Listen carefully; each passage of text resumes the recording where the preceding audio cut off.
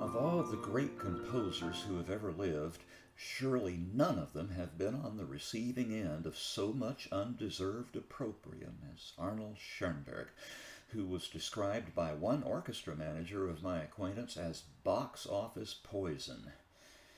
I've long suspected that Schoenberg's unfortunate reputation has more to do with what people have heard about his music and his 12-tone method of composition during their undergraduate music appreciation courses than with their having actually listened to his music. The composition you're about to hear is a great piece of music. Stupendous, in fact, is the word that comes to my mind. It's an early work, dating from 1905, when the composer was still writing music based in common practice tonality. Like the string sextet Verklärte Nacht, written 6 years earlier, the first quartet is a D minor work that ends in D major. It is, however, even less securely rooted in its home key than Verklärte Nacht, and the modulations are so frequent and rapid and very often so surprising that one often gets a sense of tonal rootlessness. It's also a much longer work than Verklärte Nacht, and unlike the latter, its unfolding has less to do with narrative and more with architectural invention. My analysis, as usual, focuses on an understanding of the overall plan and an examination of how its many parts contribute to and behave within the context of the whole. In the case of the first quartet, there are no simple answers. In fact, my analysis has cost me at least 3 weeks of work, and if I were to revisit this work a month from now, and I almost certainly will, I may well find that my priorities have changed, and with them the analytical judgment calls I've made. Be that as it may, let me offer you an overview of the first quartet as I have come to understand it. First, it's meant to be experienced as a long work in a single movement, whose parts are generated organically from the manipulation of motives all found within a single theme, which is stated at the quartet's outset. It does, however, resemble such 19th century works as Schubert's Wanderer Fantasy, Schumann's Fourth Symphony, and Liszt's B minor piano sonata, and I could with some justification add Beethoven's Grosse Fuge to the list. In those 4 cases, we do sense the presence of 4 movements played without pause, sometimes with deep structural connections. This represents, I believe, the concern of some composers that their audiences would experience the symphony or quartet or sonata or whatever, not as 4 things, but as one thing. Sibelius's Seventh Symphony, written in 1924, is perhaps the ultimate expression of this ideal. The first quartet of Schoenberg also comes very close to that. Even though its 4 arguable movements are played without pause, with strong connections between them, and with no hint in the score of those traditional divisions, they are nevertheless easy to intuit, and they take a shape that is quite familiar. A large-scale sonata-form movement, followed by a scherzo, then a slow movement, then a final movement in sonata-rondo form. In light of this entirely defensible reading, the key centers make perfect sense in a traditional way. D minor, G flat major, the major mediant, A minor, A major, D major. However, in the interest of clarity, I have in my running commentary mostly enclosed my entries Movement 1, Movement 2, Movement 3, and Movement 4 in quotation marks. There is an equally strong sense in which the quartet is in 2 large parts, and indeed the only clear break in its inexorable forward motion lies between movements 2 and 3. Read this way, Part 1, which includes the first 2 supposed movements, begins in D minor, makes a journey through G flat major, the key of the scherzo, and ends very powerfully again in D minor. The second part then, the slow movement plus finale, begins in A minor, includes a great deal of E major emphasis, proceeds through A major, and ends in D major. This is overall a very satisfying and mostly quite traditional harmonic trajectory. It is because of this division into two large parts that I have identified two of the themes in this quartet, the D minor theme that begins the work and the A minor theme that begins part 2, as themes A and B in the context of the whole.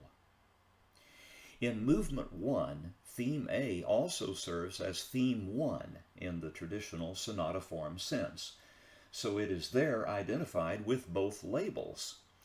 Something similar is true of theme B, which opens the slow movement in A minor and then returns to launch the finale in A major. Those two themes are superficially quite different, but a close examination reveals that the motives of which theme B is made can all be found within theme A. That last, by the way, is pretty much true of all the themes you'll hear after the first 3.5 minutes of music. This is a deeply unified work, and the term stylistic purity also comes to mind. The fact that the quartet is meant to be heard as a multifaceted work in a single movement must also be reckoned with. In that overarching context, theme A, the first music you'll hear, serves as a refrain whose returns delineate large sections of a rondo form composition, and the entire work certainly can be heard this way. I have no recommendations as to which of these ways of experiencing the work you should adopt. In any event, if my experience is any guide, you're probably going to have to hear this work at least a dozen times before it will start to feel at least a little bit familiar. Schoenberg certainly never made things easy for his audience. Is his music worth the effort it takes to understand it? For me, the answer is a resounding yes. I'm not certainly able to tell you that I like Schoenberg's first string quartet, but I love it deeply. I need to offer at least a cursory description of this quartet's unfolding, movement by movement. There's a lot of ground to cover, and you might find it useful to take some notes. The first movement's formal template is clearly that of sonata form, with the movement's exposition worked out to extravagant length. Its first theme, theme A in the overarching rondo context, is a severe, spiky thing in 3 parts. The first of those parts is presented in 3 phrases, which are later developed separately, hence my labeling of them in my commentary. Notably, the first theme area includes over 3 minutes and 20 seconds worth of music, during which time you'll hear the theme 5 times, in D minor, E flat minor, C sharp minor, D minor, and, in rhythmic augmentation, A minor. The second group is also worked out at great length, beginning with a fugue of considerable dimensions whose subject will then reappear many times in many different guises during the remainder of the composition. That second group also includes a sweetly sung, albeit polyphonic entreaty, and a lullaby-like third member in C major. The development is in triple time, mostly fast. The return of the first theme at the recapitulation is in C sharp minor, and the components of the second group, although all present and accounted for, are all considerably reduced, with remarkable thematic transformations much in evidence. I want to make special mention of the transition during the recapitulation, crafted from material earlier identified as phrase 3 of theme A. I first heard this quartet about 30 years ago, and I had the score in hand. Both my eyes and ears were immediately seized by this passage, which was one of the most distinctive things I had ever encountered. All those semiquaver lines with their wide octave displacements presented in prime form and inversion simultaneously reminded me of the silken traceries of a spider's web, and the appearance of that music on the score generates as deep an aesthetic response in me now as it did all those years ago. A bridging passage which is itself densely polyphonic conveys us to what could arguably be considered movement 2. This movement can be thought of as being in 2 large parts. The first part takes the shape of a scherzo in trio. The scherzo submovement is in G-flat major and takes the form A-B-A. Its main theme is a variant of the fugue subject presented in the second group of movement 1. The trio is in 2 parts, the first of them including a suite theme based on the first movement's coda, sung initially by the first violin over a pointillistic substrate.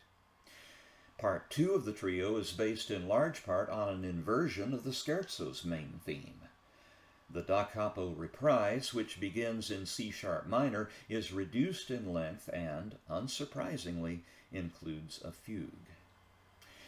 As I said earlier, this movement can be thought of as a 2-part construction.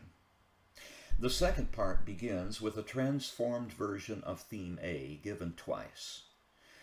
Those returns are joined, as by dovetail joinery, to a development of scherzo and trio material, and the movement concludes with a very imposing D minor statement of the quartet's main theme, serving now as a refrain to the entire work, built into an uncompromising D minor coda which brings part 1 of Schoenberg's first quartet to a close.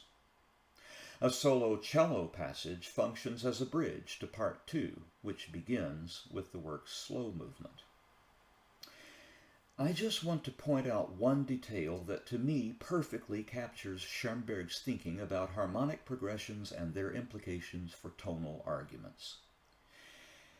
The solo cello's final 3 notes in the bridge that leads to movement 3 are a second space C, a low D sharp, and a low F natural. The melodic context for those notes would absolutely lead the ear, which cannot see, to the hearing of the lowest of those notes as an E flat. The notation as D sharp seems counterintuitive. Hello, Endocene. The step up from D sharp to F natural is experienced as a whole step, but its appearance on the stage is of a diminished third. A diminished third is an inverted augmented sixth, and in common practice tonality, the elements of that interval, D sharp and F natural, converge on E, the dominant pitch of A, and that is exactly how movement 3 begins. This slow movement will naturally be experienced as a large 3-part essay, with the first part concerned with the unfolding of a new theme, which I have labeled Theme B, its function within the context provided by the entire rondo form work. This is music of extraordinary tenderness, beauty, and yearning, and as it unfolds, the ghosts of many of the themes heard earlier will waft in and out of the texture. Its haunting quality is contributed largely by the use of muted strings. Part 2 of this beautiful movement is presented in that most gracious of quadruple meters, 12/8 time, in the key of E major. In the interest of clarity, confusing as it might seem initially, I have identified the main theme of this portion of movement 3 as its primary theme. So when you see that terminology returning, I hope you'll be able to remember what it points to. In this section, you will encounter passages played near the bridge for a wispy, wraith-like tone color. These passages are marked am Steg. The third part of movement 3 consists of returns of first movement material, including, of course, theme A, presented in a polyphonic transformation which includes melodic inversions. This grand return is worked out into a bridge, which leads to the final movement, a sonata rondo structure that begins with the earlier identified theme B, now set in A major, and serving as this movement's first theme. This movement's second theme is a major key transformation of theme A, which has served as a touchstone throughout the composition to this point. This portion of the quartet, this so-called movement 4, is, formally speaking, the most traditional of the four. Although I have outlined its exposition in the traditional terminology of sonata rondo form, in reality the entire movement consists of a great working over of all the themes and motives we have encountered so far, and the movement's formal development section, properly speaking, is the most rigorous polyphonic working out of those themes and motives in the entire quartet. The recapitulation is absolutely glorious and provides the climax of the work in its entirety. And just as it is nearing what seems to be its inevitable triumphant conclusion, an absolutely terrifying deceptive cadence diverts the music flow back to its opening grounding in D, this time D major, for its epilogue and coda. That coda has to be one of the most beautiful things I've ever heard, and its utter serenity can only have its proper impact in the context of the turbulent, demanding 46-minute whole. In other words, the music of this coda, as some kind of standalone musical pastoral, would be completely nonsensical. But as the ultimate resolution and final working out of this daunting masterpiece's unceasing tensions, it makes perfect sense. In fact, it is one of the most aesthetically satisfying moments in all the music I know. I hope you'll be able to experience it the same way. Now, I want to say a few things about the recording I've used here. I've heard many different recordings of this quartet over the past few decades, but none comes anywhere close to this one by the Arditti Quartet. I really had agonized over which recording to use for this video up until the moment I stumbled upon this one, kindly uploaded to YouTube by Sam Rothstein. Sorry, brother, I don't know how to pronounce your name. I'll provide a link to that upload, which includes all four of Schoenberg's string quartets, with Dawn Upshaw joining the Arditti Ensemble for Quartet Number 2. I do not own a copy of this recording, which is available on the Montaigne label, and I hope no copyright issues arise from my using it here. I'm hoping that the fact that the entire set is already available on YouTube will guarantee that this effort will not be for naught. Anyway, I'll furnish links in the description below. Now, it's obvious that this work is divided into four parts, the traditional four-movement division outlined earlier, by the recording engineer. And in his rejoining of those parts for his YouTube release, Mr. Rothstein has left a couple of audible splices. These do have a disconcerting effect, so I thought you might want to be aware of them in advance. You'll hear them right before the onset of Movement 2 and again just before the beginning of Movement 4. That noted, this is, as I said, the finest recording by far that I've ever heard of this work, and I very much appreciate the availability of it in this quadrant of the internet.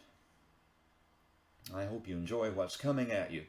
For me, it's like one of those terrifyingly vertiginous amusement park rides that I find myself getting on again and again.